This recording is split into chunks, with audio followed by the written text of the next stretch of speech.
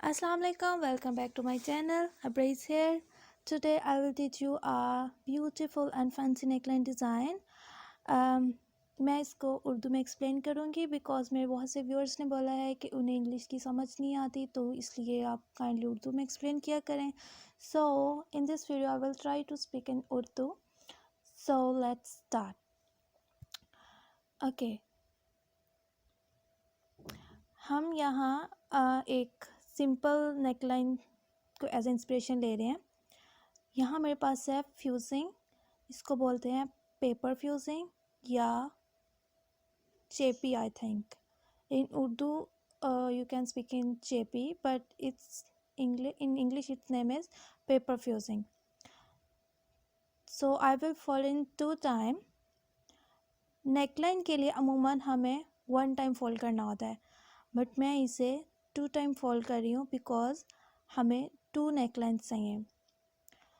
So this one is I think 3 inch width and 11 inch length, but हम इसको final नहीं करेंगे. हमें डीप नेकलाइन चाहिए. डीप मीन कि ये हमारी सिर्फ डिज़ाइन होगा, हम इसको अपनी फाइनल फिनिश एज लाइन नहीं बनाएंगे. तो ये आप दोबारा से देख सकते हैं, मैंने इसको 2 दफ़ा फोल्ड किया. Then I will fold it again like this. So I'm pressing it. अब मैंने इसको बहुत ज़्यादा वाइडर इसलिए लिया है क्योंकि जो मैं नेक लाइन डिज़ाइन बनाने वाली हूँ वो एज लाइन नहीं है, उसको हम शोल्डर लाइन के साथ स्टिच करते हैं. सो इस वजह से ये ज़्यादा विड्थ में है. तो हम एक panel mean 1 square and 2 square mean cut कर लेंगे, उसको निकाल लेंगे और इस पे हम एक राउंड नेक लाइन ट्रेस करेंगे like this. So I cut on round neck line. ये बेसिकली 2 नेक लाइन्स हैं, हम इसके एज को फिनिश कर रहे हैं लाइक दिस. ऑलराइट, सो अब हम इस पे लाइंस ड्रॉ करेंगे अपनी एग्जैक्ट नेक लाइन कटिंग करने के लिए. आई am using scale and lead pencil for tracing, so you can use paper chalk or anything what is available. ये मैंने 1 इंच पे एक लाइन मार्क की है और 1 इंच की डिस्टेंस पे हम एक राउंड मार्क ले लेंगे. अगर हम इसके सेंटर से दोबारा लाइन लगाते हैं, इट्स मीन्स कि ये 1/2 इंच के साथ 2 पार्ट्स में डिवाइड हो जाता है. So draw manually like free hand without any scale. यहाँ पे भी हम 1 cm को हम एज एच छोड़ देते हैं and then we will mark with the distance 1.5 cm. 1.5 cm I am working with cm. Okay, 1.5 cm के डिस्टेंस से हम लाइंस मार्क कर रहे हैं और इनको स्मॉल बॉक्सेस में बना रहे हैं. इस तरह से हम अपनी पूरी नेकलाइन में स्मॉल लाइंस लगा लेते हैं horizontally with the distance of 1.5 cm. जैसे ही हम अपना पूरा राउंड नेकलाइन कंप्लीट कर लेते हैं, उसके बाद हम इसके ऊपर अपनी फर्दर जो डिज़ाइन लाइन है वो इजीली ट्रेस कर सकते हैं विदाउट एनी मिस्टेक. सो इस वजह से हमने इसको मार्जिन लाइंस को बनाया है. हमें इस तरह से अपनी डिज़ाइन लाइन बनानी है कि जो लाइन के साथ है उसको हम वाइडर रखते हैं और जो सेंटर लाइन जहाँ पे हम इसको गुजार रहे हैं वहाँ से ये थोड़ा कम चौड़ा है. देखिए, समझ आ रही है ना आपको? लाइक ये जिगजैग है लेकिन एक तरफ से बहुत ज़्यादा राउंड ही है और दूसरी तरफ से थोड़ा कम शेप में है, थोड़ा कम चौड़ाई में. सो इसी तरह से हम अपनी पूरी आउटलाइन कंप्लीट कर लेंगे. एक बॉक्स में यहाँ पे हमें 2 बॉक्स शो हो रहे हैं लेकिन हम अभी एक लाइन को यूज़ कर रहे हैं अपनी आउटर लाइन बनाने के लिए. Same with this procedure, we will use and make an inner side outline.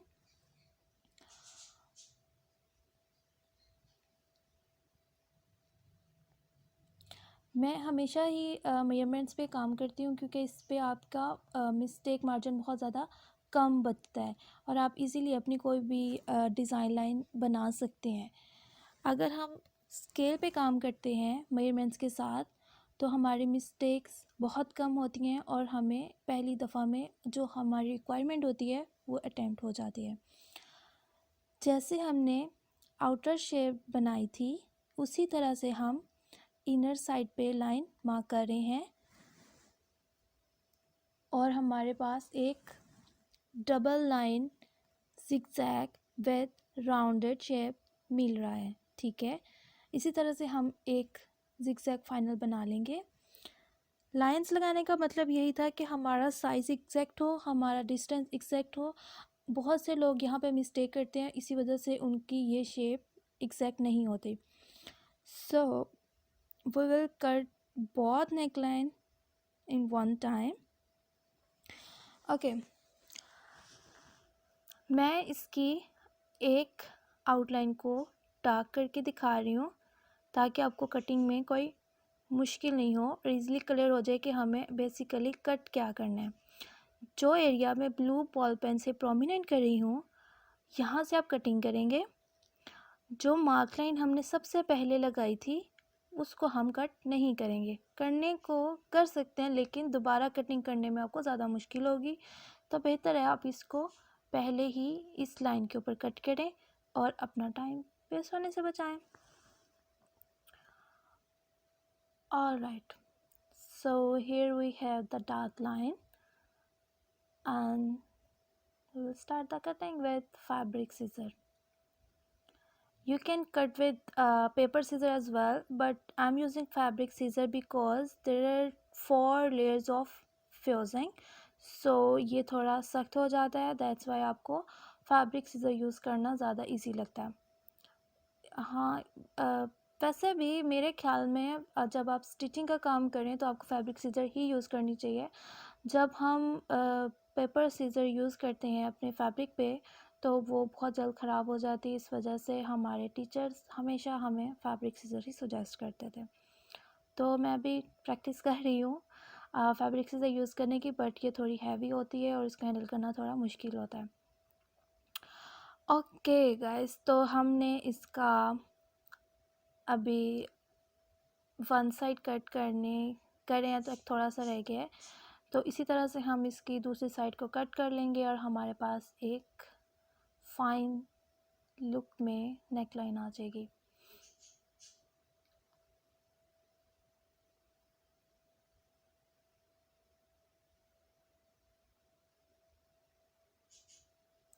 सी ये हमने अभी इसकी इनर साइड से कट किया है और ये हमारे पास 2 नेकलाइंस हैं बिकॉज़ हम जो डिज़ाइन बनाने वाले हैं उसमें हमें 2 same size and with same shape हमें रिक्वायर्ड था।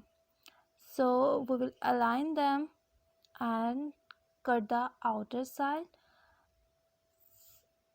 यहाँ थोड़ा आप वो को मतलब ध्यान से करें कि ये आपकी चारों लाइन अलाइन हो।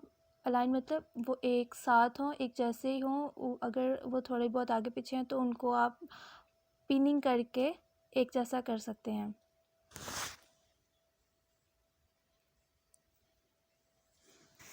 मैं इसको ऐसे हाथ से अलाइन कर रही हूँ। सो यहाँ पे हमने कटिंग कर ली है और ये हमारे पास 2 नेकलाइंस हैं सेम फ्यूज़िंग की। ये मैं पेपर फ्यूज़िंग यूज़ कर रही हूँ, ये फैब्रिक फ्यूज़िंग नहीं है।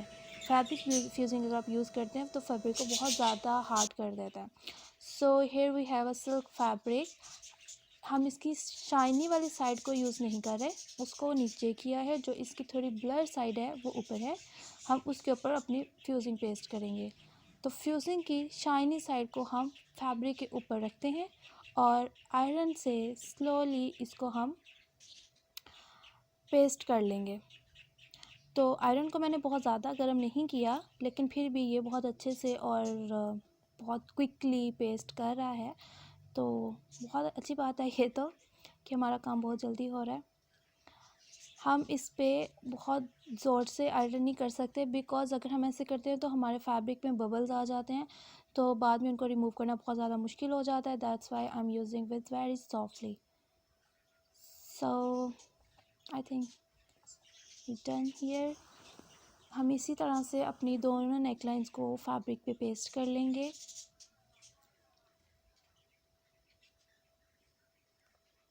ये बहुत अच्छे से पेस्ट हो गया है। सी, हमारी दूसरी साइड पे भी इसका टेक्सचर आ गया है, क्योंकि हमारी फ्यूजिंग, इसका मतलब होता है कि हमारा जो नेकलाइन, जो भी फ्यूजिंग हम पेस्ट कर रहे हैं फैब्रिक पे, वो अच्छे से पेस्ट हो चुकी है। सो हमारे पास यहाँ जो इसका एक्स्ट्रा फैब्रिक हमारे पास बचा है, इसी में हमने दूसरी नेकलाइन को पेस्ट कर लिया है। और अब हम इन दोनों नेकलाइंस को कटिंग से सेपरेट कर रहे हैं बिकॉज़ हमें इन दोनों को अलग-अलग फिनिश करना है। फिनिश करना मीन्स इनके एजेस को नीट करना है, वो भी हम करके देखते हैं अभी। तो पहले अभी हम कटिंग करके फैब्रिक को सेपरेट कर लिया है, दूसरे की भी हम थोड़ा रफ एजेस को निकाल रहे हैं और जो हमें रिक्वायर फैब्रिक है वो हमने अंदर से ले लिया है। इसके कॉर्नर्स वगैरह को हमने कटिंग कर दिया है। सो यहाँ पे हमारे पास दो नेकलाइंस हैं। हम एक वाइट फैब्रिक यूज़ कर रहे हैं इसकी इनर साइड के लिए और इसके एजेस को फाइनली फिनिश करने के लिए। वाइट फैब्रिक मैं इसलिए यूज़ कर रही हूँ बिकॉज़ ये एक एक्स्ट्रा फैब्रिक है और ये लेस इन कॉस्ट होता है। लाइक इसकी जो प्राइस होती है, इसकी कीमत होती है, वो बहुत कम होती है, तो इसलिए हम इसको अक्सर लाइनिंग वगैरह के लिए यूज़ करते हैं। तो मैं इसको एक एक्स्ट्रा मतलब स्क्वायर की तरह या रेक्टेंगुलर पीस की तरह निकाल रही हूँ जो हमारे एग्जैक्ट मेजरमेंट पे है, बट मैंने इसके फिर भी एक्स्ट्रा ईज़ कह सकते हैं मैंने साइड पे रखी है। अभी हम इसी तरह से इस एज पे स्टिच करेंगे सिलाई मशीन के साथ। So here we done. यहाँ हमने अपनी दोनों नेकलाइन को फिनिश कर लिया है और वाइट फैब्रिक की वजह से ये इनके एजेस बहुत अच्छे से नीटली हमारी बन गई हैं और अब हम इनको एक नेकलाइन में कन्वर्ट कर देंगे। सो अभी आपको समझ आएगी कि हम दो नेकलाइंस क्यों यूज़ कर रहे थे, क्योंकि अभी ट्रेंड में बहुत लॉन्ग और बहुत लंबे ये नेकलाइन चल रहे हैं जो ट्रेंड है, तो हम इसलिए दो नेकलाइंस को इस तरह से यूज़ कर रहे हैं। एक नेकलाइन को हमने ऊपर रखा हुआ है, अभी मैं आपको दोबारा दिखाती हूँ। एक नेकलाइन तो ये है, इसी के एजेस पे हम दूसरी नेकलाइन को पेस्ट कर रहे हैं लाइक दिस। तो ये अब हम इसमें मज़ीद डिज़ाइनिंग के लिए एक फैंसी रिबन यूज़ कर रहे हैं। इसको फैंसी रिबन या डोरी भी कह सकते हैं। I think it's name is चिल्मा डोरी। तो ये बहुत सस्ती मिल जाती है, 20-30 रुपए की, तो ये ज़्यादा एक्सपेंसिव नहीं है। हम इसको यूज़ करते हुए अपनी नेकलाइन को फैंसी बना सकते हैं।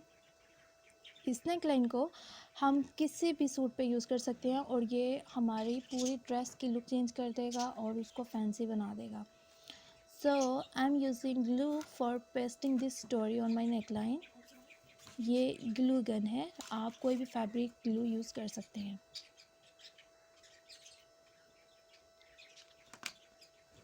इस तरह से मैं डोरी के एज पे ग्लू गन को लगा रही हूँ। सिर्फ 1 ड्रॉप मैंने ग्लू का लगाया है और इसी तरह से मैं दूसरे एज पे भी 1 ड्रॉप ग्लू लगाऊंगी और इसको पेस्ट कर दूंगी। सो अगर आप ग्लू गन यूज़ कर रहे हैं तो इस चीज़ का ख्याल रखें कि वो बहुत ज़्यादा गर्म नहीं हो, क्योंकि ग्लू गन जो है वो बिजली से चलती है, तो वो बहुत ज़्यादा गर्म हो जाए तो वो फैब्रिक आपका बर्न हो सकता है। So that's why I am using low medium heat. So मेरी जो ग्लू गन है इसमें फ़ंक्शन है लाइक बटन्स हैं, हम इसमें अपनी हीट सेट कर सकते हैं। सो आप भी ध्यान से करें, अगर आपके पास ऑटोमेटिक नहीं है तो, या आपकी ग्लू गन में फंक्शंस नहीं है तो। इस तरह से हम अपनी पूरी नेकलाइन में 5-6 डोरियों के साथ कवर कर लेंगे।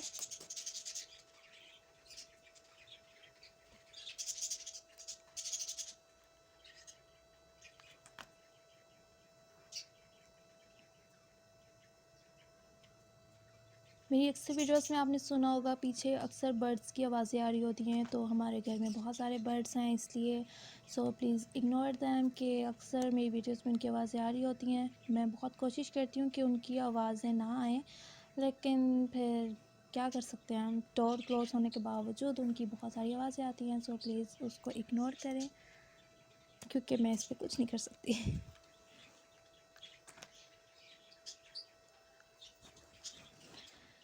जी, तो हमने इक्वल मेजरमेंट के साथ अपनी डोरी फिक्स कर ली है एक साइड पे। हम इसी तरह से अपनी एग्जैक्ट मेजरमेंट के साथ दूसरी साइड पे भी फिक्स कर लेंगे।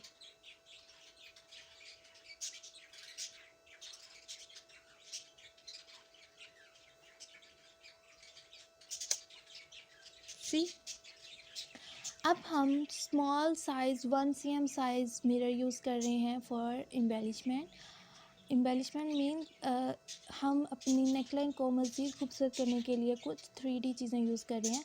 जो मोती सारे या जो एक्स्ट्रा 3D चीज़ें होती हैं जो हमें सेपरेटली मिलती हैं उनको हम एम्बेलिशमेंट मटेरियल बोलते हैं। तो ये जो शीशे हैं या ये जो मिरर हैं इनको भी एम्बेलिशमेंट मटेरियल में इंक्लूड किया जाता है। सो आई यूज़ दिस वर्ड। तो हम अपने मिरर को इस तरह से इक्वल डिस्टेंस पे स्प्रेड कर देंगे अपनी पूरी नेकलाइन पे। Then we will use glue gun for pasting them. सी, मैं बस 1 ड्रॉप यूज़ करती हूँ जो कि बहुत अच्छे से उसको पेस्ट कर देता है। बहुत ज़्यादा ग्लू गन अगर आप यूज़ करते हैं बहुत ज़्यादा ग्लू तो वो बुरी लगती है और वो नज़र आती है, क्योंकि ये ग्लू ट्रांसपेरेंट तो है लेकिन फिर भी ये नज़र आती है, ये पेस्टिंग के बाहर निकल आती है, तो फिर वो आपकी सरफेस पे अच्छा इम्पैक्ट नहीं पड़ता। वैसे तो आपको नेकलाइन के लिए ग्लू गन यूज़ नहीं करनी चाहिए, लेकिन ये अच्छी मतलब सही है, अगर आप इसको वॉश करते हैं तो ये नहीं उतरते। लेकिन फैब्रिक ग्लू भी आप यूज़ कर सकते हैं। आजकल तो एम्बेलिशमेंट में बहुत ज़्यादा ग्लू गन ही यूज़ होती है, इवन के अड्डा वर्क में भी ग्लू गन का ही इस्तेमाल होता है। सो हमने जो एक्स्ट्रा पैनल ऐड किया है उसमें तो हमने बहुत खुले तकरीबन मैंने 2 इंच के डिस्टेंस पे मैंने एक शीशे को लगाया है। तो जो हमारी सही में नेक लाइन है इसको हम बहुत अच्छे से फील करेंगे, पास लगा के।